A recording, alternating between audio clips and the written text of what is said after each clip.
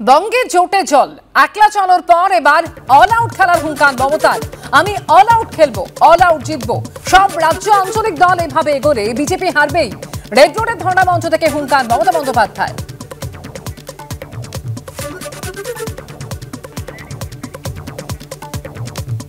আমার দিক থেকে কোনো আপত্তি নেই, আমি অল আউট খেলায় খেলবো, অল আউট জিতবো, অল আউট খেলবো। খেলাও হবে, খেলতেও হবে, জিততেও হবে। সব রাজ্য এইভাবে যদি এগিয়ে যায়, সব পন্টাল অর্গানাইজেশন যদি এগিয়ে যায়, সব রিজিওনাল পার্টি যদি এগিয়ে যায়, সব ন্যাশনাল পার্টি যদি এগিয়ে যায়, আমি বিশ্বাস করি বিজেপি যদি ভাবে আমি চিরকাল থাকবো, চিরকাল কেউ থাকে না। ওরা অনেক অত্যাচার করেছে, আর না, আর না, আর না, বিজেপি আর না, বিজেপি আর না। একদিকে মমতা বন্দ্যোপাধ্যায় দুদিনের ধর্ণা কর্মসূচি যখন চালাচ্ছেন, অন্যদিকে রাজ্যপাল সিভি আনন্দ বোস অমিত শাহর সঙ্গে বৈঠক করে ফিরে আসার পর তিনি বলছেন রাজ্যের বকেয়া নিয়ে কেন্দ্রের সঙ্গে আলোচনা হয়েছে, কেন্দ্রের সঙ্গে সদর্থক আলোচনা হয়েছে। মানুষের স্বার্থের সঙ্গে জড়িত কোনো কাজে যেন দেরি না হয়, এটাই প্রধানমন্ত্রীর অবস্থান। বকেয়ার দাবিতে মুখ্যমন্ত্রী ধর্ণা চলাকালীনই এই মন্তব্য রাজ্যপালের।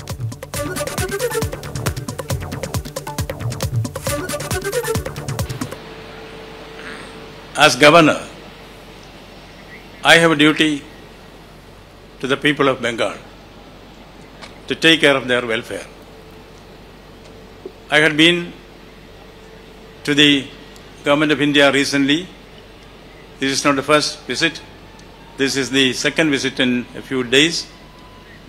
Basic idea was to see whether funds can be obtained for the welfare of the people of Bengal. Discussions were held on this. The result has been very, very positive.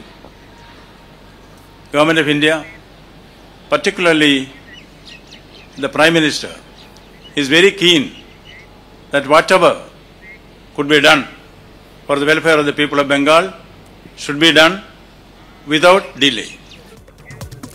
একদিকে বকেয়ার দাবিতে মমতা বন্দ্যোপাধ্যায় যখন আন্দোলন করছেন, তখন অমিত শাহর সঙ্গে বৈঠক করে ফিরে আসার পর রাজ্যপাল বলছেন রাজ্যের বকেয়া নিয়ে কেন্দ্রের সঙ্গে আলোচনা হয়েছে, কেন্দ্রের সঙ্গে সদর্থক আলোচনা হয়েছে, এমনও বলেছেন রাজ্যপাল।